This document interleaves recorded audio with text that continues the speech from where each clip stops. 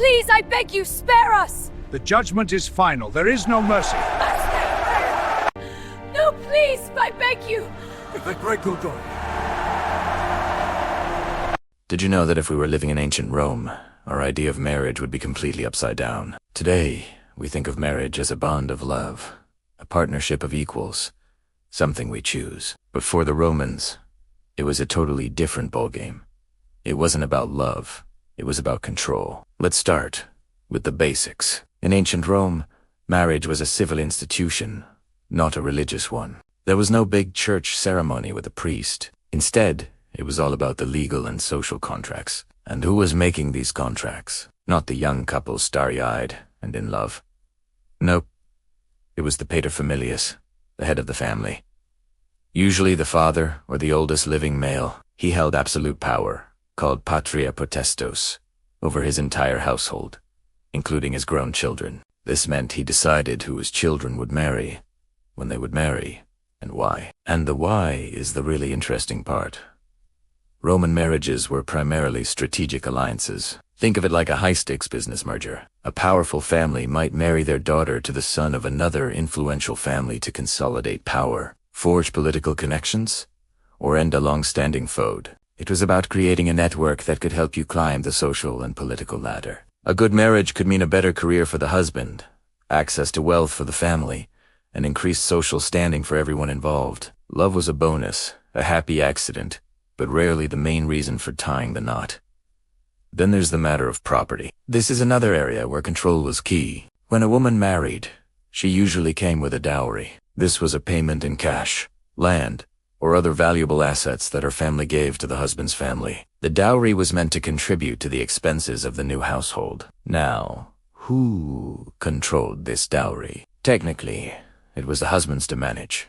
But there were rules. If the marriage ended in divorce, and yes, divorce was surprisingly common and easy to get. In ancient Rome, the dowry often had to be returned. This acted as a kind of financial incentive for the husband to treat his wife reasonably well. But what about the woman's own property? There were two main types of marriage. In one form, in Manu, the wife passed from the control of her father to the legal control of her husband. She and her property essentially became his. This was the older, more traditional form. But as Roman society evolved, a new form called sign Manu became more popular. In this type of marriage, the wife remained legally part of her birth family. Under the authority of her own, she could own property independently, inherit from her own family, and had more personal freedom. This shift shows that even the Romans started to see the limitations of giving one person complete control. So, while we see marriage today as the ultimate expression of personal choice and romantic love, the ancient Romans saw it as a tool for building empires, securing legacies, and maintaining social order. It was a practical, calculated arrangement where emotion often took a backseat to duty and strategy. It really makes you think about how our definitions of love, family, and partnership have changed. What does marriage mean to you? For most of us today, it's about finding that special someone, falling in love, and choosing to build a life together. It's a deeply personal and emotional journey. But if we hopped in a time machine and went back to ancient Rome, we'd find a completely different picture. For the Romans, marriage wasn't so much about love as it was about control. It was a strategic tool, a business transaction that shaped the very fabric of their society. So, let's peel back the layers of Roman matrimony. First and foremost, marriage was about forging powerful family alliances. Imagine two influential families, both with political ambitions and vast estates. What's the best way to consolidate their power and protect their wealth? You guessed it, marry off their children. A wedding wasn't just a union of two people. It was a merger of two dynasties. These alliances could influence elections, secure military positions, elevate a family's status overnight, while a poor match could spell social or political ruin. Then there was the matter of property. In ancient Rome, wealth was everything, and marriage was a key mechanism for managing and transferring it. When a woman married, her dowry, a substantial sum of money, land, or valuable goods, provided by her family, became a crucial part of the arrangement. This dowry was technically meant to support her in her new household, but it was managed. Essentially, marriage was a contract that determined who owned what, and how that wealth would pass down to the next generation. But what about the women themselves? Where did they fit into this equation? Well, a Roman woman's primary role in marriage was to produce legitimate heirs. This wasn't just a personal desire. It was a civic duty. The continuation of the family name, the gens, was paramount. A wife was expected to bear children, particularly sons, who would inherit the family property and carry on the lineage. A marriage that didn't produce children could be seen as a failure, and it was often a valid reason for divorce. The pressure to have heirs was immense, as the survival of the family's legacy depended on it. This focused on procreation highlights just how much Roman marriage was a practical institution rather than a romantic one, and the concept of choice.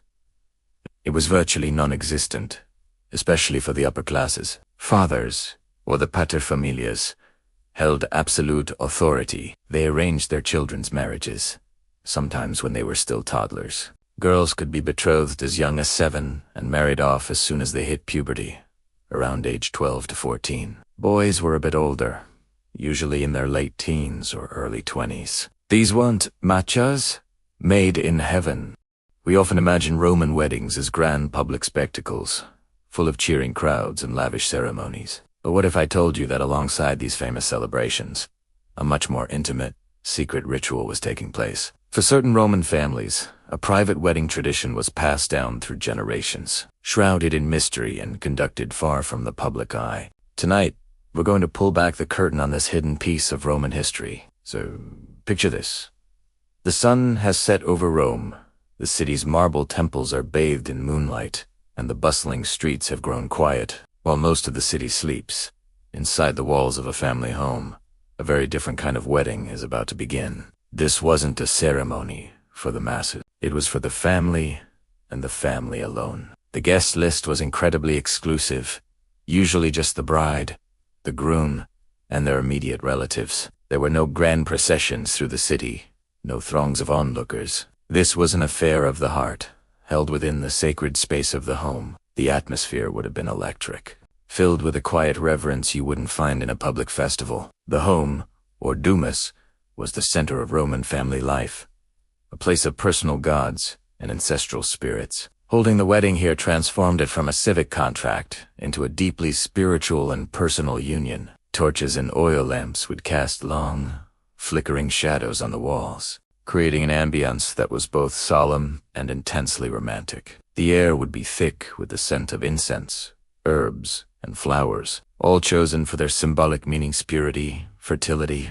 and everlasting love. Unlike the public ceremony with its well-documented steps, this private ritual was more fluid, its traditions varying from one family to another. It was their secret, their legacy. We believe it often began with the paterfamilias, the head of the household, leading the couple to the family altar, or Narration. This was the shrine where the household gods, the Lares and Painotes, were worshipped. Here, they wouldn't just be getting married in front of their living relatives, but also in the presence of their ancestors and the divine protectors of their home. The couple would offer sacrifices, perhaps not animals, but offerings of wine, honey cakes, and fruit. These were gifts to appease the gods and seek their blessing for the new union. The bride and groom would then join their right hands in a gesture known as dextrarum junctio. This wasn't just a handshake. It was a powerful symbol of trust, fidelity, and the merging of two lives into one, in the quiet of the home, with only their closest family as witnesses. This moment would have carried immense emotional weight. They would exchange vows, not as a public declaration, but as a whispered promise between two souls, sealed under the watchful eyes of their ancestors. After the vows, a simple feast would follow, shared by candlelight. This wasn't the extravagant banquet of a public wedding, but a simple, communal meal that symbolized the joining of two families. It was about sharing bread and wine, breaking down barriers, and officially welcoming the new member into the family circle. This secret ceremony reminds us that for the Romans, marriage was more than just a social or political alliance. It was a sacred, personal commitment, a thread woven into the very fabric of the family's history. It's a beautiful thought, isn't it? What was the real reason behind Roman marriage? Was it about love? A partnership of equals? The truth is much darker, and one ancient ritual reveals it all. This ceremony was so shocking, so revealing of the true nature of Roman marriage, that later historians and writers tried their best to hide it, to gloss over it, to pretend it never happened. But it did.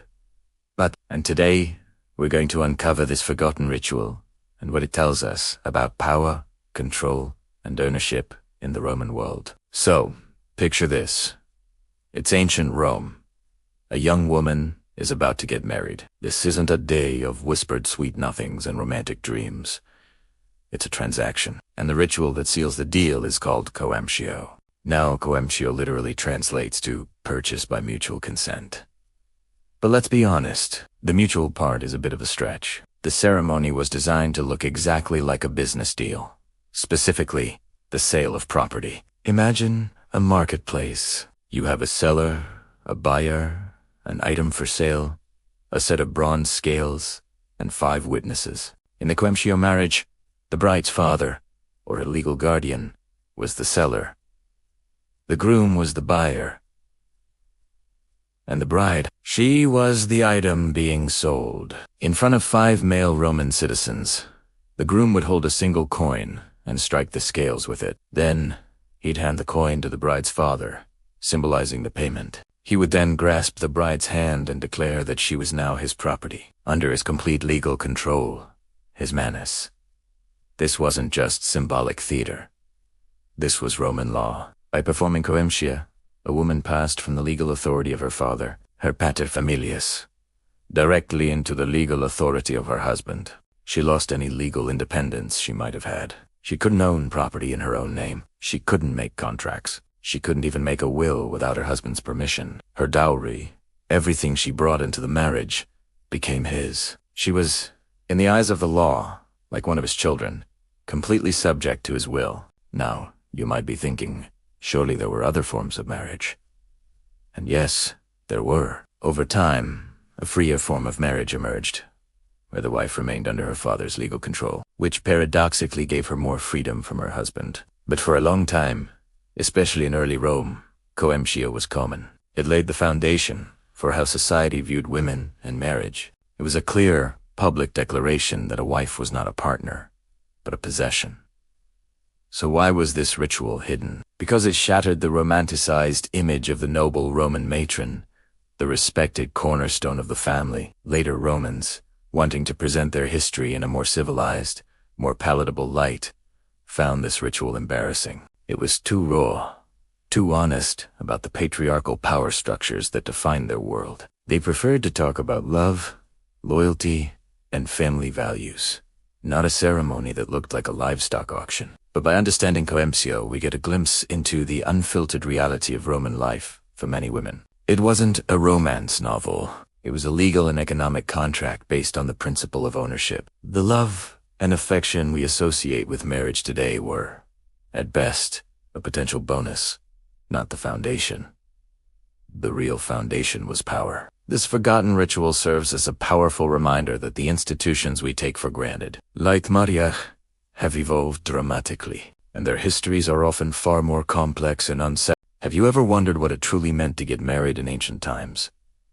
Forget the white dresses and champagne toasts. Some historical marriage rituals were intense, and frankly, a little disturbing. Let us journey back and uncover a ceremony that is a world away from what we know today. Picture this: a young bride leaving her family home forever, stepping into a new life. But before she could be accepted, she had to perform a ritual, a solemn act, to prove her devotion. This wasn't just about saying "I do." It was a profound, life-altering pledge sealed in a way that might make you squirm. It was all about demonstrating her absolute transfer of allegiance from her birth family to her husband's. One of the most striking and unsettling parts of this ancient ceremony involved a symbolic blood offering. Imagine the bride, in the heart of her new home, taking a small, sharp object and making a deliberate cut on her hand or finger, just enough to draw a few drops of blood. This wasn't an accident. It was a crucial, planned part of the proceedings. The act itself was quiet, personal, and filled with heavy symbolism. This blood wasn't just for show. It was a sacred offering to the household gods of her husband's family, the Lares, and peanut. These were the spirits believed to protect the home and ensure its prosperity by offering her own blood. The bride was quite literally feeding her life force into the spiritual foundation of her new family. It was a silent, powerful oath, a nonverbal contract that was understood by everyone present. The meaning was crystal clear and left no room for interpretation. Her loyalty, her very identity, was now intertwined with her husband and his kin. She was severing her ties to her old life and being reborn into this new one. The blood symbolized the death of her old self and her rebirth as a wife within her husband's lineage. It was a physical manifestation of the promise. Where you go, I will go. Her past was erased, and her future was now irrevocably linked to this new family. Think about the psychological weight of that moment. For the bride, it was a point of no return. For the groom's family, it was the ultimate proof of her commitment. This ritual wasn't about love in the modern, romantic sense. It was about duty, lineage, and the continuation of the family name. It solidified social structures and ensured that the bride's primary loyalty would be to her husband's household, above all else.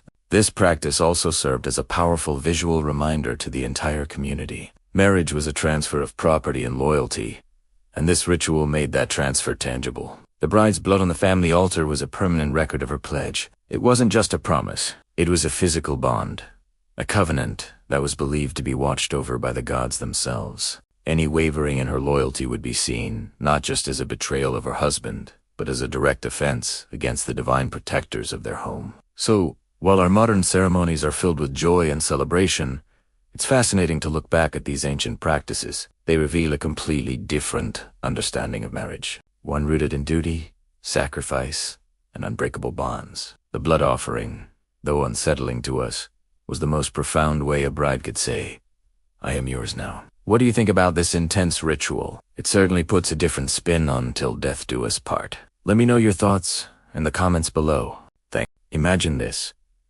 A wedding day, full of joy, flowers, and celebration. But what if this happy occasion also marked a complete and total separation from everything you've ever known? In ancient Rome, for some brides, getting married meant legally dying to their own family. It sounds dramatic, but for many women, it was a reality. This wasn't just a symbolic gesture. It had profound legal and personal consequences that reshaped their entire world. Let us explore the ancient Roman ritual of conventio, in manum and uncover what it truly meant for a woman to leave her family behind forever. So, what exactly was this life-altering ritual? It was a legal process called conventio in manum, which literally translates to coming into the hand. When a woman married in manam she was essentially transferred from the legal control, or POTESTAS,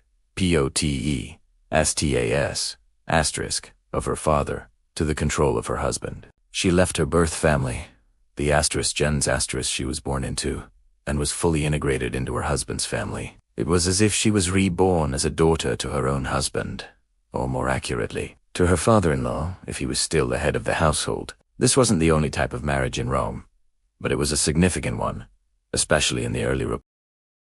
Her legal identity was now tied exclusively to her husband's family. Any inheritance she could hope for would come from her new family, where she held the legal standing of a daughter. It was a complete severing of financial ties, a point of no return. This brings us to the second shocking reality. She couldn't just go back home. We might think of visiting family as a simple, natural rite, but for a woman married in manam it wasn't that straightforward. Since she was legally under her husband's control, she technically needed his permission to return to her birth home, even for a visit. If the marriage failed or her husband died, she didn't automatically revert to her original family's control. She remained legally tied to her husband's lineage. Her former home was no longer her sanctuary. This complete separation must have been emotionally devastating, creating a sense of isolation that's hard for us to imagine today. Perhaps the most profound change was the loss of her former identity. She wasn't just leaving a house. She was shedding her name and her history. She was no longer her father's daughter in the eyes of the law, society, or even religion. She had a new identity, a new family, and a new life, whether she wanted it or not. Over time, this form of marriage became less common. Romans developed what was known as free marriage, where a wife remained legally part of her own family and under her father's authority. This gave women more autonomy, allowed them to own property, and retain their inheritance rights. But the memory of Astris Convention Manum serves as a powerful reminder of how societies have defined family, marriage, and a woman's place within them. It shows us that the traditions we take for granted are always evolving. The story of the Roman bride who died to her family is a fascinating and sobering look into a world so different from our own. Thank you so much for watching. If you found this glimpse into ancient Rome interesting, please hit that like button and subscribe for more stories from history. See you next time.